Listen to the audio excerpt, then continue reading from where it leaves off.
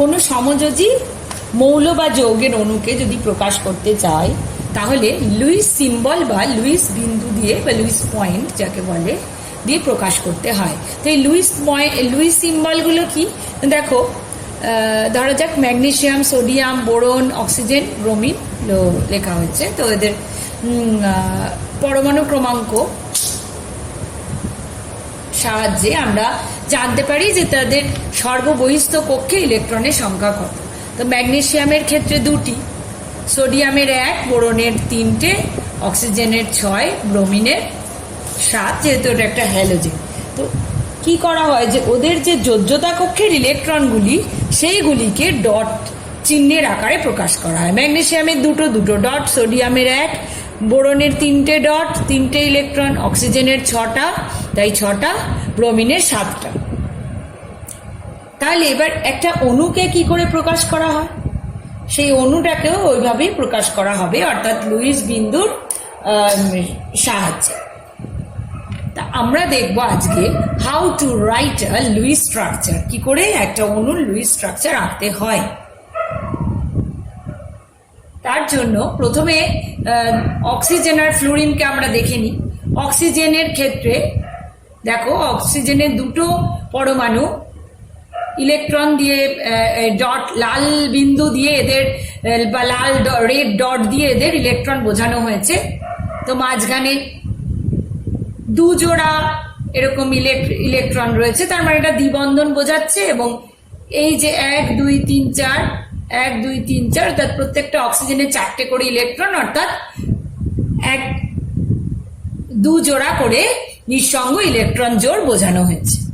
ফ্লোরিনের ক্ষেত্রে কি বোঝানো হয়েছে, ফ্লোরিনের যেহেতু সর্ববহিস্থ কক্ষে 7টা ইলেকট্রন, তাহলে ও একটা করে ইলেকট্রন যদি পায় তাহলে ওর নিষ্ক্রিয় মৌলের মতো বা অক্টেট ফুলফিল হয়। তো তার মানে 2টো ফ্লোরিন কিভাবে বন্ড তৈরি করবে, এক জোড়া ইলেকট্রনকে শেয়ার করে। তো 1 পেয়ার অফ ইলেকট্রনকে শেয়ার করে। তো এখানে দেখো লুইস স্ট্রাকচারেও আমরা সেটাই রিপ্রেজেন্ট করেছি, 2টো ফ্লোরিন অ্যাটমের মাঝখানে 1 জোড়া ইলেকট্রন রাখা হয়েছে, তার মানে ইট মেক্স দ্য বন্ড। এক্ষেত্রে 2 জোড়া ইলেকট্রন, তাহলে 2 জোড়া ইলেকট্রন দিয়ে ওদের মধ্যে বন্ড তৈরি হয়েছে। এখানে 1 জোড়া ইলেকট্রন দিয়ে ওদের মধ্যে বন্ড তৈরি হয়েছে। তাহলে বাকি ইলেকট্রনগুলো কি, বাকি ইলেকট্রনগুলো নিঃসঙ্গ ইলেকট্রন হয়ে রয়েছে। তাহলে এক্ষেত্রে 1 2 3 4 5 6, প্রত্যেকটা ফ্লোরিনে 6টা করে ইলেকট্রন, তার মানে 3 জোড়া করে নিঃসঙ্গ ইলেকট্রন রয়েছে। যাই হোক, আমাদের এটা তো খুবই সহজ একটা এক্সাম্পল নিলাম, যেখানে একই মৌলের পরমাণু নিয়ে অণু গঠিত হয়েছে। কিন্তু যখন একাধিক মৌলের পরমাণু থাকবে তখন আমাদের তো কিছু নির্দিষ্ট কিছু নিয়ম পালন করতে হবে। তো ফার্স্ট অফ অল যে স্টেপস গুলো আমরা বেছে নেব, একটা হচ্ছে কেন্দ্রীয় পরমাণুটা নির্বাচন করতে হবে। তো সেটা কি না, যেটা কম সংখ্যায় থাকে এবং সবচেয়ে কম তড়িৎ ঋণাত্মক যে মৌলটি হবে তাকে বেছে নিতে হবে। হাইড্রোজেন এবং ফ্লোরিন এরা কখনোই কেন্দ্র পরমাণু হবে না। ফ্লোরিন হবে না, তার কারণ হলো ফ্লোরিন সর্বাধিক তড়িৎ ঋণাত্মক। হাইড্রোজেন হবে না, হাইড্রোজেনের এতই কম ইলেকট্রন রয়েছে যে সে বন্ড তৈরি করতে পারবে না, বন্ডের সঙ্গে শেয়ার করতে পারবে। নাম্বার সি হচ্ছে সর্বাধিক কটা বন্ধন গঠনের ক্ষমতা, সেটা একটু জেনে নিতে হবে। তো প্রথমেই যখন লুইস স্ট্রাকচার আমরা ড্র করব তখন ওর টোটাল ইলেকট্রন কাউন্ট করে কি করতে হবে না, সেন্ট্রাল অ্যাটমটা নির্বাচন করে তার সাথে প্রান্তীয় বা কর্নার অ্যাটমগুলোকে সিঙ্গেল বন্ড দিয়ে প্রথমে 1 বন্ধন দিয়ে যুক্ত করতে হবে। সেটাই হচ্ছে রুল। যদি নেগেটিভ চার্জ থাকে তাহলে মোট ইলেকট্রন সংখ্যা, অর্থাৎ মোট যে ভ্যালেন্স ইলেকট্রন সংখ্যা হবে, ধরো যে পরমাণু নিয়ে, যে মৌলের পরমাণু নিয়ে অণুটা গঠিত হচ্ছে, তাদের প্রত্যেকের ভ্যালেন্স ইলেকট্রন সংখ্যা বা যোজক ইলেকট্রন সংখ্যার যোগফল যা হবে তার সঙ্গে যদি নেগেটিভ চার্জ থাকে 1 অ্যাড হবে, আর যদি পজিটিভ চার্জ থাকে তাহলে 1 মাইনাস। ওকে, এবার আমাদের দেখতে হবে যে অষ্টক পূরণ করতে হবে। হ্যাঁ, মানে মোট ইলেকট্রনটা হিসাব করে তাদের সিঙ্গেল বন্ডগুলো বসিয়ে তারপরে দেখতে হবে যে ওদের অষ্টক পূর্ণ হয়েছে নাকি, এবং সেটা বোথ দ্য কেসেস, মানে সেন্ট্রাল অ্যাটমেরও দেখতে হবে বা কেন্দ্রীয় পরমাণুরও দেখতে হবে, প্রান্তীয় পরমাণুরও দেখতে হবে, যে দেখতে হবে যে তাদের অষ্টক পূর্ণ হয়েছে নাকি। তো অষ্টক পূর্ণ যদি হয়ে যায় তাহলে আমরা হাইড্রোজেনের ক্ষেত্রে দ্বৈতপূর্ণ, যাই হোক যদি হয়ে যায় তাহলে আমরা বুঝবো যে আমাদের স্ট্রাকচারটা ঠিক আছে। তো এত সহজে হয়তো বোঝা যাবে না, তো আমরা কি করে বুঝবো, আমরা কতগুলো এক্সাম্পলস দেখে বুঝবো। Suppose we are taking the example of ammonia NH3।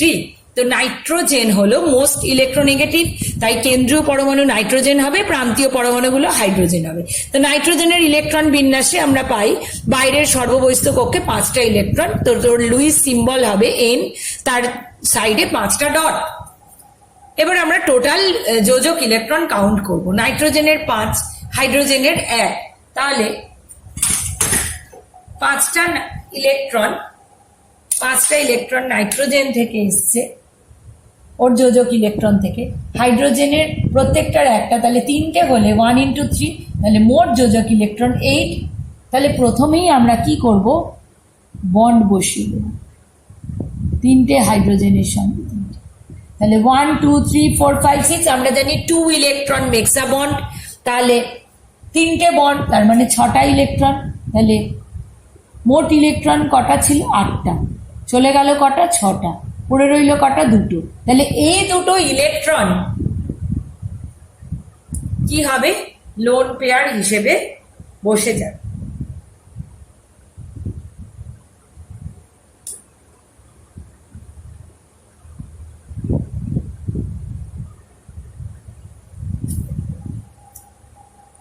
তাহলে লুইস স্ট্রাকচার কি হবে, অ্যামোনিয়া নাইট্রোজেন লোন পেয়ার হিসেবে যদি বসে যায়, আমরা কাউন্ট করে নেব 1 2 3 4 5 6 7 8, অর্থাৎ নাইট্রোজেনের অক্টেট পূরণ হয়েছে, হাইড্রোজেনের গুলোরও প্রত্যেকটার দ্বৈত সূত্র মেনে 2টো করে ইলেকট্রন বাইরের কক্ষে এসছে।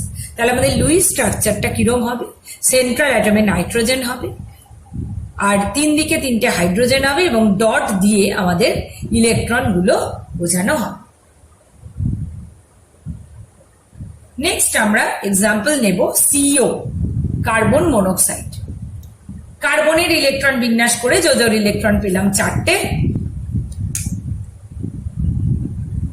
অক্সিজেনের বিন্যাস করে পেলাম কার্বনের 4টে, অক্সিজেনের 6টা, তাহলে মোট ইলেকট্রন হলো 10টা ইলেকট্রন।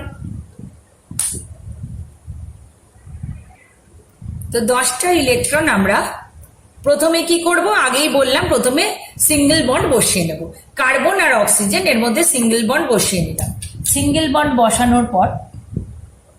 বন্ড বসানোর পর আমাদের ইলেকট্রন কাউন্ট কত হলো, প্রথমে ছিল 10টা, ঠিক আছে। মোট যোজক ইলেকট্রন 2টো পরমাণু মিলিয়ে মোট ব্যালেন্স ইলেকট্রন হলো 10টা, ওকে।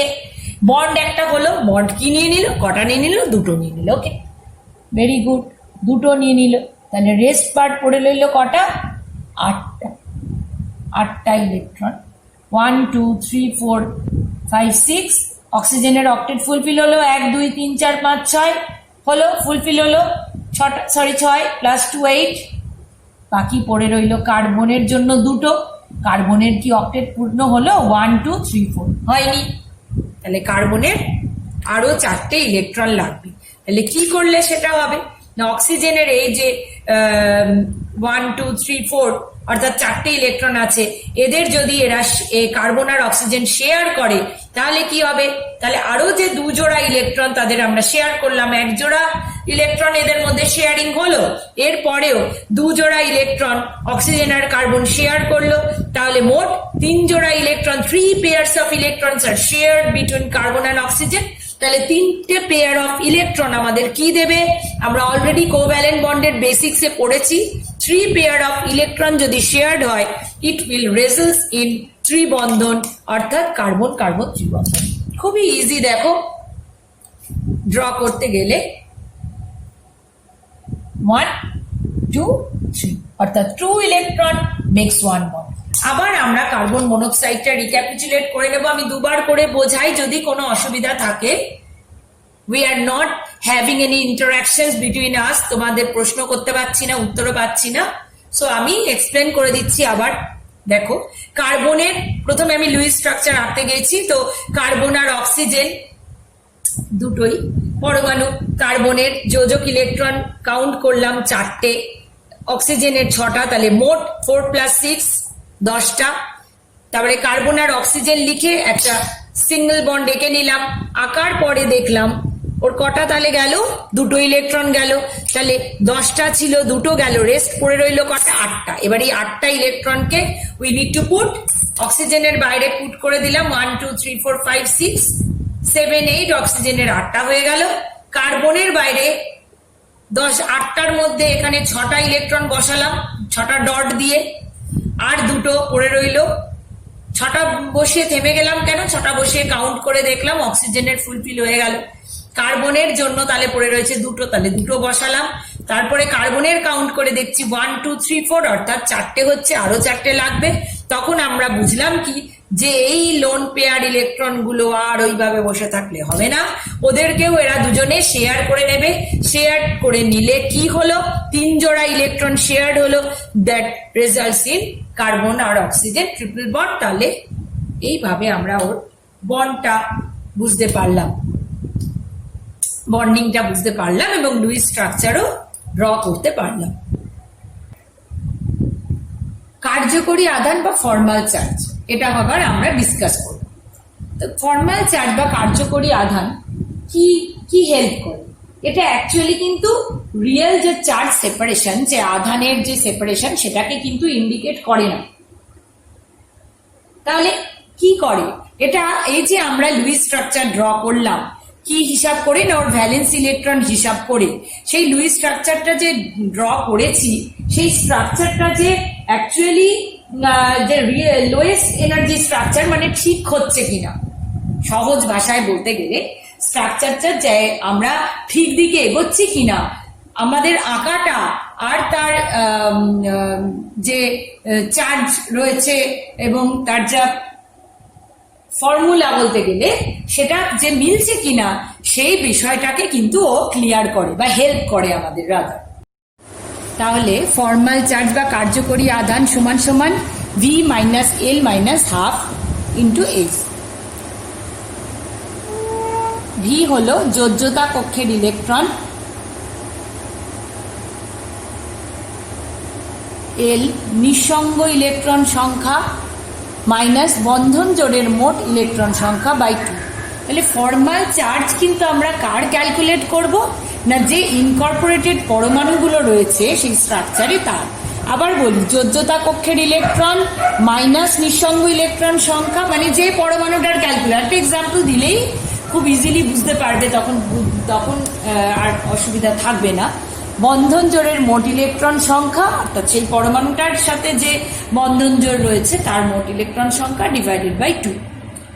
তো আমরা এক্সাম্পলটার দিকে যাই।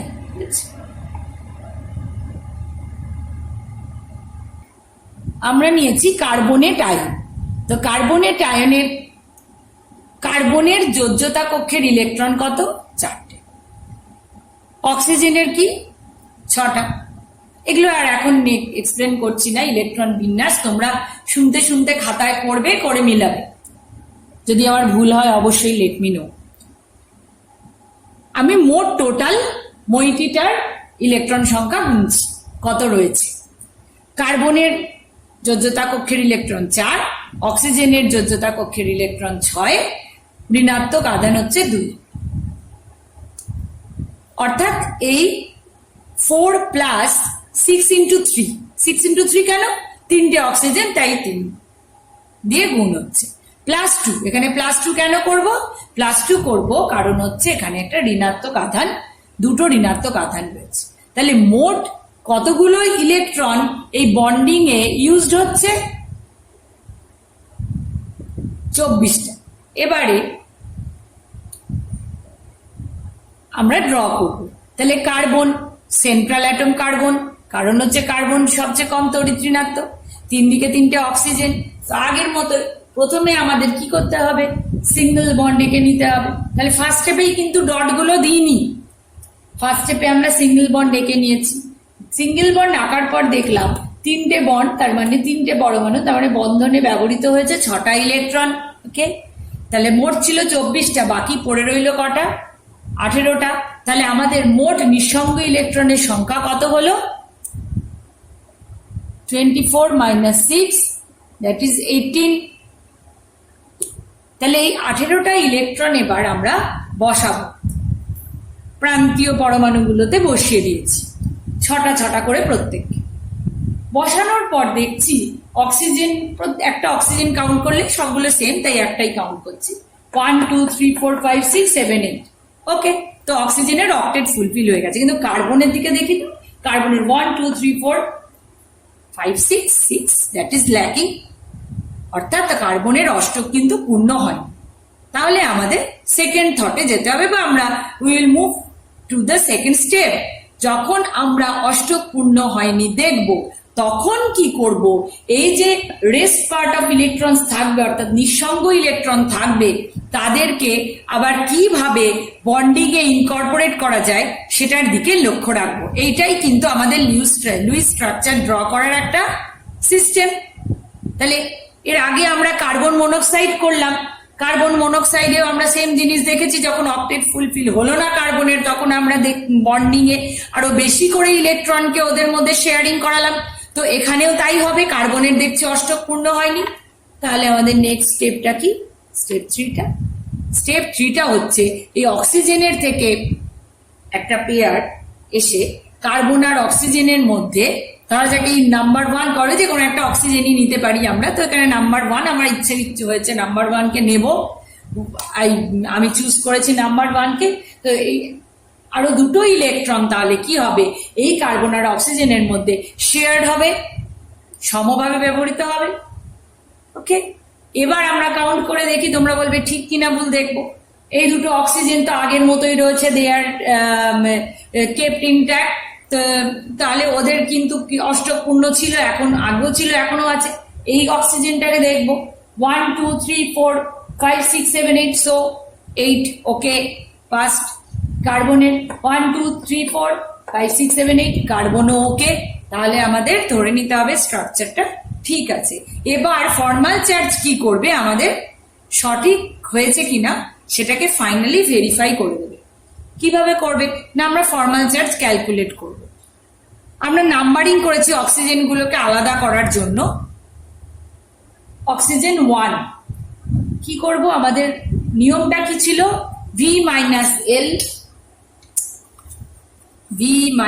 এল minus S by 2, V minus L minus S by 2। V valence electron, কার্বনের ভ্যালেন্স ইলেকট্রন আমরা জানি 6, লোন পেয়ার, সরি কার্বনের না, এখানে অক্সিজেনের ভ্যালেন্স ইলেকট্রন আমরা জানি 6 বসালাম বা 6 বসালাম। Lone pair, loan electron 1 2 3 4, green colour দিয়ে চিহ্নিত করা আছে, 1 2 3 4, 4 লিখে দিলাম। অক্সিজেন 1 এর ধরছি কিন্তু আমরা, মাইনাস বন্ধনে নিযুক্ত ইলেকট্রন কত, 1 2 3 4, 4/2। তাহলে শেয়ার্ড ইলেকট্রন কতগুলো, 1 2 3 4, 4/2। একদম অঙ্কের মতো বসিয়ে দিলাম, আনসার বেরোলো 0, তার মানে এর ফর্মাল চার্জ হলো 0। এবার অক্সিজেন 2 আর 3 এদেরও সিমিলারলি হিসেব করলাম, ভ্যালেন্স ইলেকট্রন 6, ঠিক আছে চলো। লোন ইলেকট্রন কটা আছে, 1 2 3 4 5 6, দুজনেরই সেম, তাই একই লিখেছি, তাহলে 6।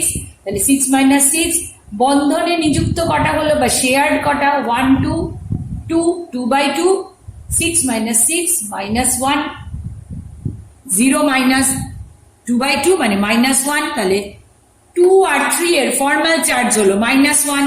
এবার আমরা ড্র করছি এইভাবে, কার্বন এখানে একটা ডাবল বন্ডেড ও, এর মাথায় 0 লেখার দরকার নেই, অক্সিজেনের মাথায় 1, দুটো অক্সিজেনের মাথায় একটা করে 1 রয়েছে। কার্বনেরটা হিসাব করে নি, কার্বনের ফর্মাল চার্জ হিসাব করি। কার্বনের ভ্যালেন্স ইলেকট্রন কত ছিল, 4, মাইনাস লোন ইলেকট্রন এখানে আছে নেই, 0, 1 2 3 4 5 6 7 8। তাহলে শেয়ার্ড হচ্ছে 8টা ডিভাইডেড বাই 2, তাহলে 4 মাইনাস 0 মাইনাস 4, দ্যাট ইজ 0, তার মানে ওর ফর্মাল চার্জ 0। এখানে একটা বলে রাখি, ফর্মাল চার্জ যত মিনিমাইজ হবে তত সেই স্ট্রাকচারটা আমাদের লোয়ার এনার্জি দেবে, অর্থাৎ স্টেবল স্ট্রাকচার দেবে। আবার বলছি, ফর্মাল চার্ট যত জিরোর দিকে যাবে, জিরো হোক বা জিরোর দিকে যাবে, অর্থাৎ যত মিনিমাইজড হবে তত আমাদের স্ট্রাকচারটা স্টেবিলিটি পাবে বা আমরা লোয়ার এনার্জির দিকে যাব। তো কার্বনের ফর্মাল চার্জ হিসাব করে পেলাম জিরো। তাহলে আমরা শুধু দুটো অক্সিজেনের ফর্মাল চার্জ পেয়েছি -1 তাহলে -1 মোট নেট চার্জ হচ্ছে -2, যেটা কিন্তু কার্বনেটে আমরা সত্যিকারের CO3 2- পাই। তাহলে আমরা একদম ঠিকঠাক করেছি, অঙ্ক টঙ্ক হিসাব নিকাশ আঁকা উঁকি কিচ্ছু ভুল করিনি। সো আমরা কোন স্ট্রাকচারটা পেলাম, সি ডাবল বন্ডেড ও, এদিকে দুটো অক্সিজেন রয়েছে, -1 ফর্মাল চার্জ। লুইস স্ট্রাকচারটা কিন্তু আমরা এইসব আঁকবো না, তো মাইনাস বসাবো না, ব্র্যাকেটের বাইরে বসাবো। কার্বন ডাবল বন্ডেড ও, সিঙ্গল বন্ডেড ও, সেদিকে যা বন্ড একে লোন ইলেকট্রন গুলো পুট করে দেব এবং একটা থার্ড ব্র্যাকেটের বাইরে মাথায় মাইনাস করে। এবার তোমরা হোমওয়ার্ক করো, NO3- করো, NO2 করো, ওকে। আরো দেখবে নিশ্চয়ই নিজস্ব টেক্সট বই ফলো করো, সেখানে অনেক লুইস স্ট্রাকচার কিন্তু করে দেওয়া রয়েছে, সেগুলো নিজেরা খাতায় বসে করবে, করে মেলাও। সালফেট করো, ইথিলিন করো, মিথেন করো, সায়ানাইড, নাইট্রেট, সবার আগে নাইট্রেট করবে কার্বনেটের পরে, অনেকটা একই রকম।